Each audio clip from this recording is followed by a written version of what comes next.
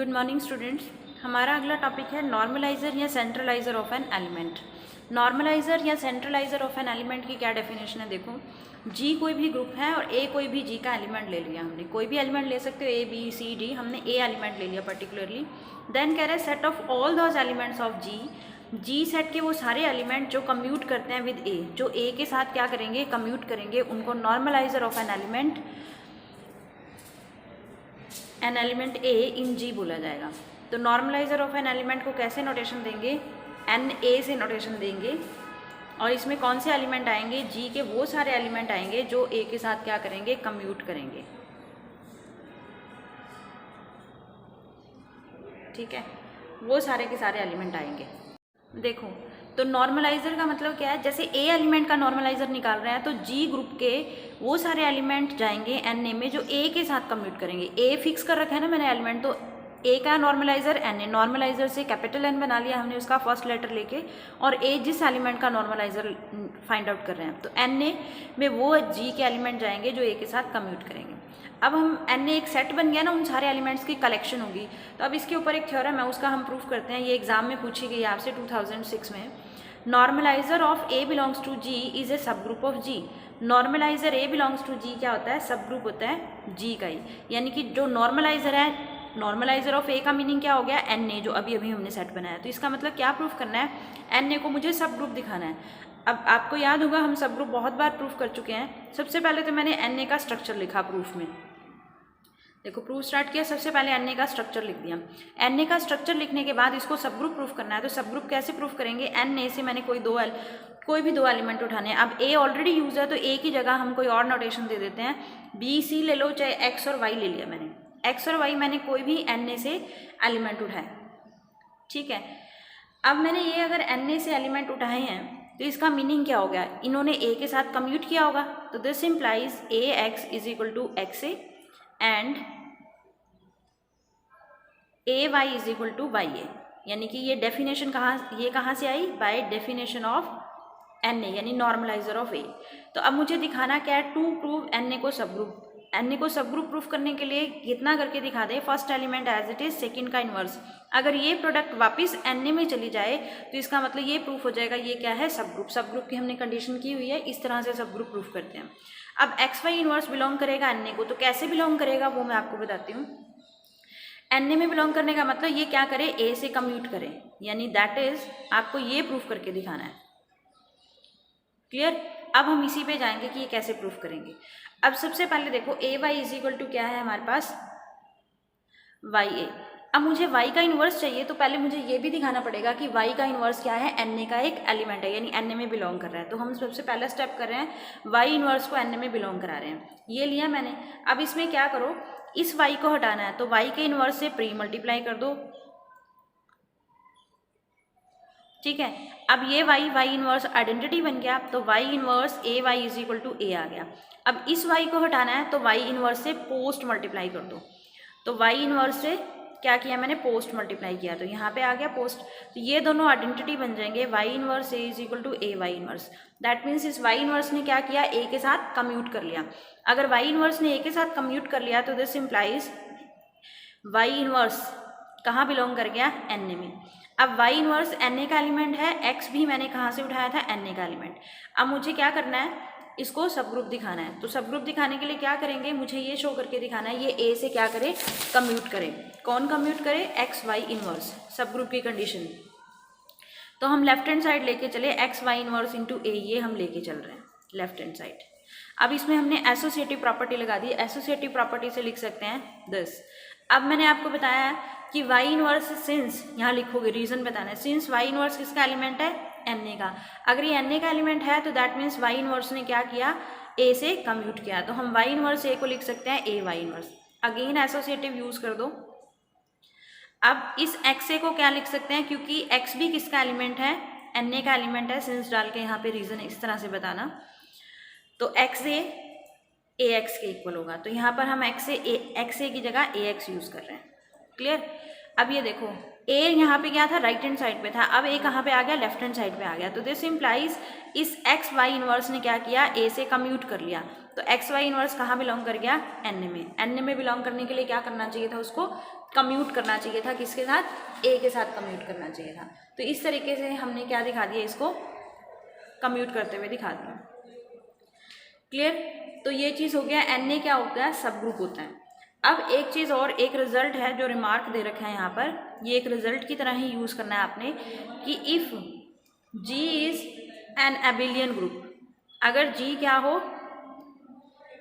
Abelian group हो, ठीक, अगर जी क्या हो, एबिलियन ग्रुप हो, और ए कोई भी जी का एलिमेंट है, तो देन देखो एबिलियन ग्रुप है तो ए एक्स को एक्स से लिख सकते हैं। तो फिर इसका मीनिंग क्या हो गया, एन ए का जो नॉर्मलाइजर डिफाइन करेंगे उसके अंदर तो जी के सारे एलिमेंट ही आ जाएंगे, क्योंकि हर एलिमेंट ए के साथ कम्यूट कर जाएगा। क्यों, क्योंकि जी एबिलियन ग्रुप है। तो इसका मतलब एन ए पूरा का पूरा किसके इक्वल हो जाएगा, जी के। देखो आइडेंटिटी एलिमेंट भी ऐसा होता है जो सबके साथ कम्यूट करेगा। आगे हम कर रहे थे कि एन ई, मैं आपको बता रही थी कि जो आइडेंटिटी एलिमेंट है वो भी सबके साथ कम्यूट करता है, यानी कि ई एक्स एक्स ई हर एलिमेंट के साथ कम्यूट करेगा ना, for all X belongs to G. तो इसका मतलब जो एन ई है वो भी इसके इक्वल होगा पूरा जी, क्योंकि जी के सारे एलिमेंट आ जाएंगे उसके अंदर, क्योंकि हर एलिमेंट आइडेंटिटी के साथ तो कम्यूट करता ही है। देखो अब आगे इसके बाद हमारे पास नेक्स्ट क्या है, लेट, नेक्स्ट थ्योरम है, late ZG be the center of a group G, then A belongs to ZG, A कोई भी ZG को बिलोंग करेगा कब, if and only if NA is equal to G, NA किसके equal आएगा, G के equal, पूरे के पूरे। इस थ्योरम के अंदर ना दो थ्योरम्स हैं मिक्स। अब इसका अगला पार्ट क्या है, if G is finite group, if G is finite group, then A belongs to ZG if and only if order of NA is equal to order of G, NA का order किसके equal आ जाए, G के equal आ जाए। ठीक है, क्या कह रहा है, देखो स्टेटमेंट पहले समझो ध्यान से, कि ZG सेंटर है ग्रुप का, हमने पढ़ लिया, ZG का स्ट्रक्चर बता दिया था। ए कोई भी ZG से एलिमेंट उठाया, तो कह रहे हैं ए ZG को कब बिलोंग करेगा, अगर एन ए किसके इक्वल आ जाए, जी के। मतलब ए का नॉर्मलाइजर निकालो, वो पूरा का पूरा अगर जी आ जाएगा तो इसका मतलब एन ए के अंदर जो जो एलिमेंट आते हैं वो सारे के सारे कहाँ जाएंगे, ZG में। इफ़ एंड ओनली इफ है ना, ZG के एलिमेंट, अगर कोई भी एलिमेंट ZG में जा रहा है तो इसका मतलब उस एलिमेंट का नॉर्मलाइजर जी के इक्वल है, और अगर उस एलिमेंट का नॉर्मलाइजर जी के इक्वल है तो इसका मतलब वो कहाँ जाएगा, ZG में जाएगा, सेंटर ऑफ द ग्रुप में जाएगा। आधी थ्योरम तो ये है। फिर वो कह रहा है अगर ये जी, क्योंकि यहाँ पे इस थ्योरम में मेंशन नहीं था ऊपर वाले पार्ट में कि जी फाइनाइट है या इनफाइनाइट है, वो कह रहा है अगर जी फाइनाइट ग्रुप है तो देन ए ZG को बिलोंग करेगा कब, अगर ऑर्डर ऑफ एन ए किसके इक्वल हो जाए, ऑर्डर ऑफ जी के। क्या बता रहा है, जी कोई भी फाइनाइट ग्रुप है, ए बिलोंग करता है ZG को, ठीक है, देन ए ZG को बिलोंग करता है कब, अगर एन ए का ऑर्डर और जी का ऑर्डर क्या हो जाए, सेम। फाइनाइट ग्रुप में ऑर्डर भी क्या हो जाएगा, सेम हो जाएगा, क्योंकि ये देखो जे ए ZG में बिलोंग करने का हमने ये नहीं किया एन ए जी के इक्वल, अगर ये दोनों इक्वल है तो इसके नंबर ऑफ एलिमेंट भी सेम होंगे। तो यही चीज़ दिखानी है। तो अब सबसे पहले मैंने प्रूफ में क्या किया, एक तो ZG का स्ट्रक्चर और एक एन ए का स्ट्रक्चर मुझे बताना पड़ेगा। एन ए में तो अभी करे हैं, वो सारे आएंगे x बिलोंग्स टू G जो ए के साथ क्या करेंगे, कम्यूट करेंगे। ये तो हो गया नॉर्मलाइजर, और हम कर चुके हैं एन ए क्या होता है, सब ग्रुप होता है जी का, ये कर चुके हैं हम। फिर ZG में जी के वो सारे एलिमेंट जाएंगे, जैसे स्मॉल z कोई भी ले सकते हो, जो जी के हर एलिमेंट के साथ क्या करे, कम्यूट करे। वहाँ तो एन ए में स्पेशली ए के साथ कम्यूट करना है, यहाँ जी के सेंटर में कौन से जाते हैं, जी के हर एलिमेंट से कम्यूट करें। ये भी सब ग्रुप होता है, हमने किया था, ये भी सब ग्रुप होता है।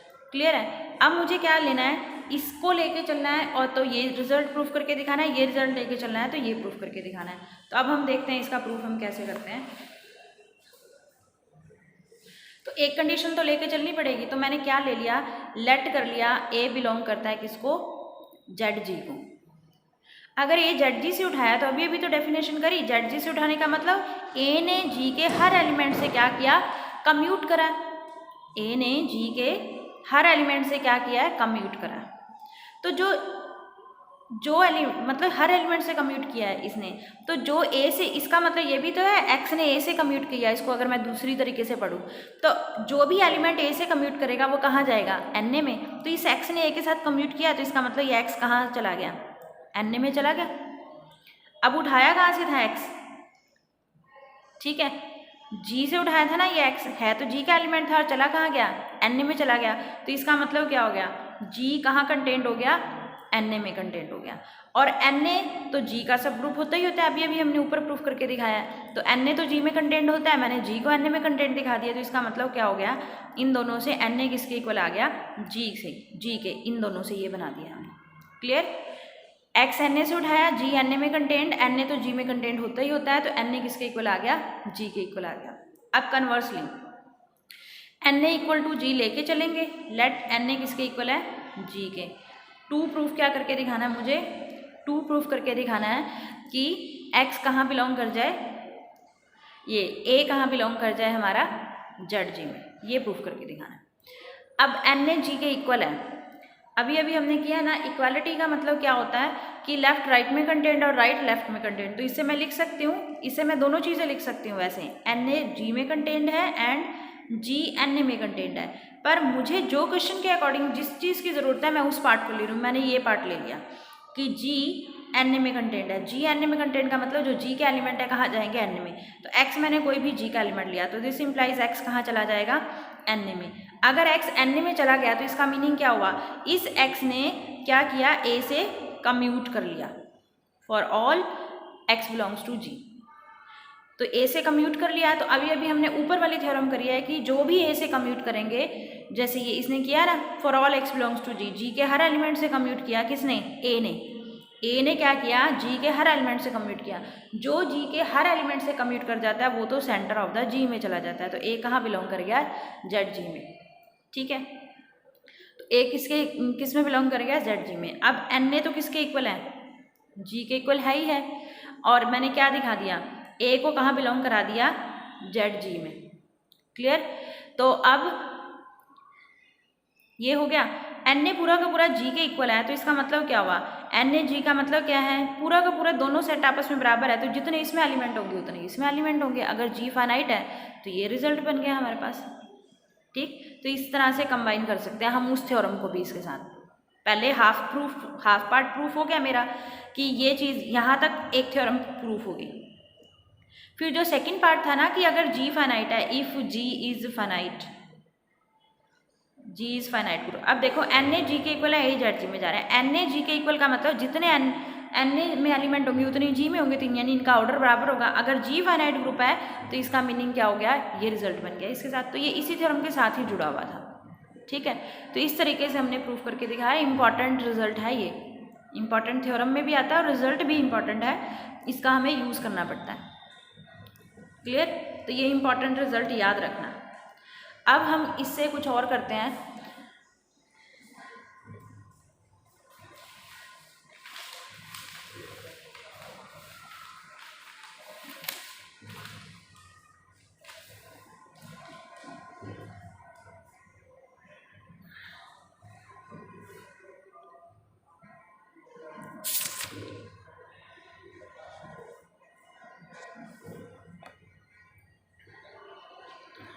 अगला टॉपिक है हमारा कम्यूटेटर। देखो अगला टॉपिक है कम्यूटेटर है। कम्यूटेटर है तो इसकी डेफिनेशन क्या कह रहे हैं, जी कोई भी, जी क्या है, जी कोई भी ग्रुप है। ए और बी क्या लिए मैंने, जी के कोई भी दो एलिमेंट लिए, कोई भी मैंने जी के दो एलिमेंट ले लिए, कौन से, ए और बी। तो देन वो कह रहा है, then A inverse B inverse A B, ये भी तो एक एलिमेंट ही बना। इस टाइप के जो एलिमेंट होते हैं ना, इन्हीं को क्या बोला जाता है, कम्यूटेटर। इसको क्या बोला जाएगा, is called commutator of A and B, और या भी ये भी बोला जाता है commutator of A, commutator of A भी बोला जाता है इसको इन जी। ठीक है, ऐसे भी बोला जाता है। और ना कम्यूटेटर को हम ऐसे भी नोटेशन दे देते हैं, ऐसे वाली ब्रैकेट याद होगा, ये हम एलसीएम के लिए यूज़ करते थे ऐसी ब्रैकेट, तो वही ब्रैकेट है ये कम्यूटेटर के लिए भी यूज़ होती है। यानी इस ब्रैकेट का मतलब इस एलिमेंट को ऐसे ओपन करना है। क्लियर? ठीक है। और कम्यूटेटर को ज़रूरी नहीं है ऐसे भी लिखना, ऐसे भी लिखा जा सकता है। कैसे? ए भी, ए इनवर्स, बी इनवर्स, ऐसे भी एक्सप्रेस किया जा सकता है कम्यूटेटर को। जर्नल ज़्यादा यूज़ हम इसका करते हैं, पर ये दोनों मीनिंग सेम है, ये भी हम यूज़ कर सकते हैं, ये भी कर सकते हैं। क्लियर? ये अब नेक्स्ट डेफिनेशन आती है डिराइव्ड ग्रुप। नेक्स्ट डेफिनेशन किसकी आती है? डिराइव्ड ग्रुप और commutator subgroup. Commutator subgroup, ठीक। Subgroup of G generated by set of, क्या है डिराइव्ड ग्रुप की डेफिनेशन क्या है? The subgroup of G generated bye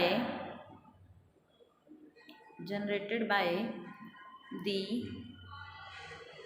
set of all commutators, by the set of all commutators in G is called subgroup of G is called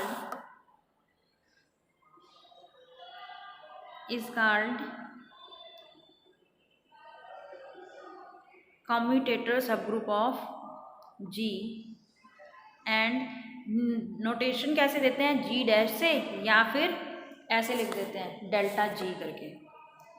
कैसे notation देते हैं? ये किसकी डेफिनेशन है? Derived group या commutator सब group की। तो ये कह रहा है सब group of G generated by set of all commutator in G, मतलब G के अंदर जितने भी कम्यूटेटर हैं उनसे जो जनरेट होगा ना सब ग्रुप, उस सब ग्रुप को क्या बोला जाता है? डिराइव्ड सब ग्रुप, ठीक है, या फिर कम्यूटेटर सब ग्रुप बोला जाता है। क्लियर? तो ये डेफिनेशन याद रखनी है डिराइव्ड सब ग्रुप की और या फिर कम्यूटेटर सब ग्रुप की। अब डिराइव्ड सब ग्रुप और कम्यूटेटर सब ग्रुप के ऊपर थ्योरम भी है, उस थ्योरम का रिजल्ट भी करना है हमने याद और प्रूफ भी करना है, और एग्जाम में पूछी हुई है ये थ्योरम जो मैं अब नेक्स्ट करा रही हूँ आपको। ठीक, देखो क्या है थ्योरम। इफ G dash is a commutator subgroup या derived group of G, then कुछ हमें प्रूफ करके दिखाने हैं, पार्ट्स हैं इसके। देन G डैश का मतलब derived ग्रुप या commutator subgroup is normal subgroup of G. Second, G by G dash is abelian. Third, G dash is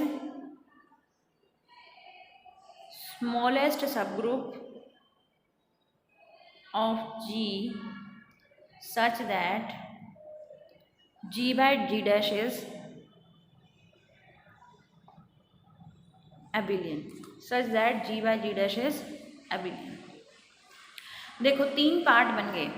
G dash को एक तो नॉर्मल और सब ग्रुप दिखाना है। पहले बताया था ना, नॉर्मल सब ग्रुप का मतलब दो पार्ट होते हैं, पहले सब ग्रुप दिखाएंगे फिर उसको नॉर्मल प्रूफ करेंगे। फिर G बाय G डैश को मुझे क्या दिखाना है?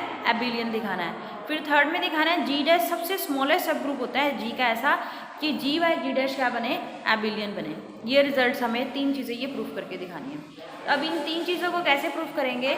G डैश क्या लेना है? सारी कलेक्शन है किसकी? डिराइव्ड सब ग्रुप्स की। तो मैंने टी से नोटेशन दिया, इसमें सारे के सारे सब ग्रुप आते हैं, ए इनवर्स, बी इनवर्स, ऐसी टाइप के एलिमेंट आते हैं, ए बी कोई भी, जी के। अब मुझे क्या करना है? अब वो कह रहा है कि जी डैश किससे जनरेट होगा? टी से ही तो जनरेट होगा। जी डैश किससे जनरेट होगा? टी से जनरेट होगा। तो फिर जो जनरेटर होता है ना वो कंटेंट होता है सेट के अंदर, ये रिजल्ट है हमारे पास, और ये दोनों किस में कंटेंट होंगे? जी में, क्योंकि जी डैश इससे जनरेट हो रहा है ना, तो ये जी डैश में कंटेंट होगा, और ये दोनों जी के तो सब जी के अंदर तो कंटेंट होंगे ही होंगे, जी तो ग्रुप है बड़ा, उससे छोटे ही होंगे। ठीक है, अब मुझे इसको नॉर्मल सब ग्रुप दिखाना है ना, तो नॉर्मल सब ग्रुप दिखाने के लिए हमने कंडीशन की थी क्या कंडीशन की थी कि जी का दिखाना है, किसको दिखाना है, जी डैश से। तो एक एलिमेंट इससे लो, ये लिया, एक एलिमेंट इससे लो, ये लिया। तो प्रूफ क्या करके दिखाना है, इसका एलिमेंट, बीच में इसका एलिमेंट और लास्ट में इसका एलिमेंट, ये किसको बिलोंग करे, जी डैश को। ये क्या करना है मुझे, टू प्रूफ दिखाना है। तो अगर ये चीज़ प्रूफ कर दी तो इससे क्या हो जाएगा, फर्स्ट पार्ट प्रूफ हो जाएगा हमारा, नॉर्मल सब ग्रुप प्रूफ हो जाएगा। ये चीज़ कहाँ लेके जानी है, जी डैश में। और जी डैश में कब जाएगी, जी डैश में जो टी से जनरेट, मतलब जब उसकी ऐसा स्ट्रक्चर होगा तभी ये एलिमेंट कहाँ जाएगा, जी डैश में जाएगा। क्लियर। तो आप देखो कैसे कर रहे हैं, मैंने एक्स कोई भी जी से एलिमेंट उठाया और जी तो लिया ही मैंने जी डैश से। अब एक्स जी डैश कंटेंट किस में है, जी में कंटेंट है, तो एक्स और जी किसके एलिमेंट बन गए, जी के। ठीक है, अब जी भी जी का ही एलिमेंट है, एक्स भी जी का एलिमेंट था, तो एक्स का इन्वर्स भी कहाँ जाएगा, जी में जाएगा। अब देखो मैंने क्या किया, जी इन्वर्स, एक्स इन्वर्स जी का एलिमेंट है, उसका इन्वर्स लिया, और जी ये कहाँ जाएगा, जी डैश में। अभी तो किया है कि ए बी भी तो यहाँ जी के ही एलिमेंट थे, तो ये एक्स इन्वर्स जी का एलिमेंट, जी भी जी का एलिमेंट। तो मैंने क्या किया, इसका इन्वर्स, फिर इसका इन्वर्स, और बाद में ये दोनों एलिमेंट। ऐसे ही तो किया हमने, ए इन्वर्स, बी इन्वर्स, फिर ए बी। इस टाइप का एलिमेंट कहाँ जाएगा, जी डैश में, क्योंकि जी डैश क्या है, कम्यूटेटर सब ग्रुप है, तो कम्यूटेटर सब ग्रुप में ऐसे ही एलिमेंट जाते हैं। अब इन्वर्स का इन्वर्स खुद एक्स आ जाएगा, ये जी एक्स इन्वर्स। ठीक, तो ये जी इन्वर्स एक्स और जी एक्स इन्वर्स, ये किसको बिलोंग कर जाएंगे, जी डैश को बिलोंग कर जाएंगे। ठीक है, अब हम इसको कैसे लिख सकते हैं, हमने इसमें क्या किया, एसोसिएटिव लगा दी। देखो क्या किया हमने इसमें, एसोसिएटिव लगा दी। तो एसोसिएटिव लगा के इसको देखो कैसे लिखा जा सकता है। ये जी इन्वर्स मैंने अलग कर दिया, एक्स जी एक्स इन्वर्स चलेगा, ये बिलोंग करेगा जी डैश को। ठीक, अब ये तो इसमें बिलोंग करेगा ही करेगा। मैंने क्या किया, जी से मल्टीप्लाई किया,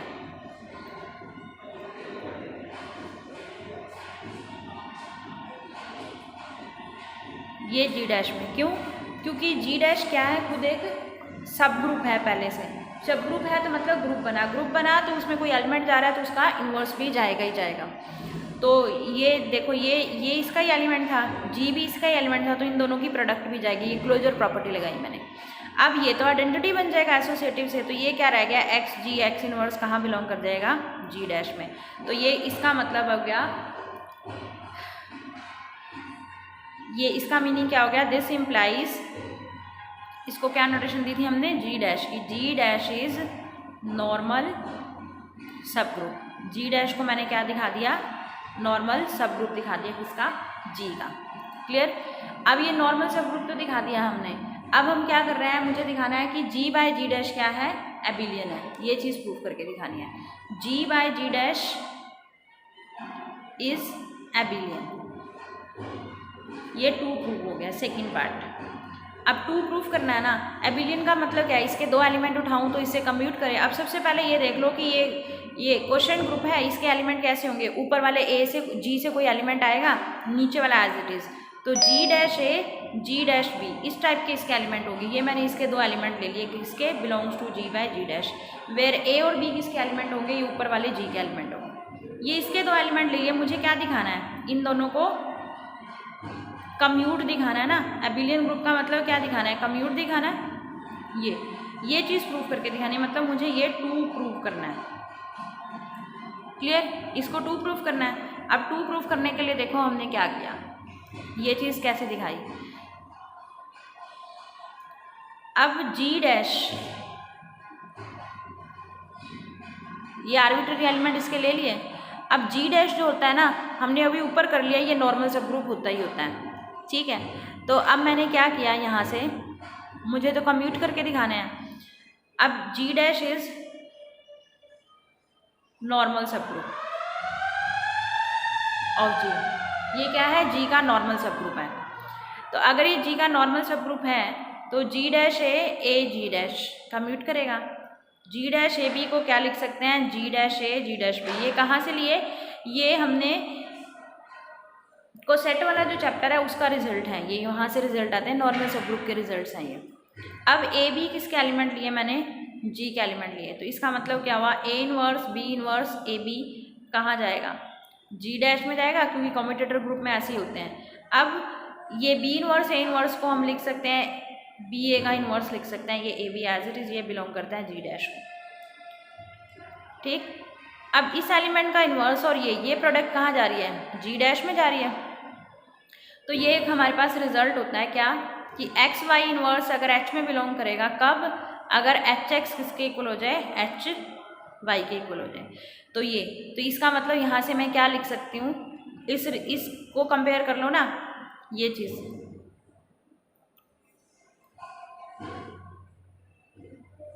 इससे हम लिख सकते हैं G dash B A is equal to G dash A B, H X is equal to H Y. ठीक, तो एक एक्स हो गया और एक वाई हो गया, तो मैंने ये बी ए बी, एक को एक्स मान लिया, एक को वाई मान लिया। क्लियर, ये चीज़ होगी।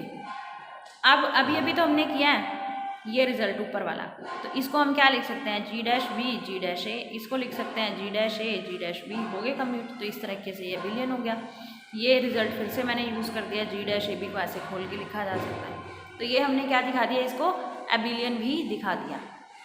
ठीक है, एबिलियन भी दिखा दिया, ये भी। सिमिलरली इसका थर्ड पार्ट भी हो जाएगा, जो दिखाना था ना, G dash smallest subgroup है जी का, कि such that G by G dash abelian. तो जी बाय स्मॉलेस्ट है, तो इसके अलावा कोई और लेके चलना पड़ेगा। तो कोई और लेके चलोगे तो उससे हम क्या दिखा देंगे, इसको स्मॉलेस्ट दिखाना है तो ये उसमें कंटेंट हो जाएगा, इसके अलावा कोई और जो सब ग्रुप लेंगे। क्लियर, तो इससे ये भी चीज़ भी प्रूफ हो जाएगी। तो ये कम्यूटेटर वाला टॉपिक ऐसे ही है, एक बस इसकी एक थ्योरम रहेगी और कम्यूटेटर की, जो मैं आपको करा दूंगी। फिर ये हमारा ये चैप्टर थर्ड कंप्लीट हो गया उसके बाद।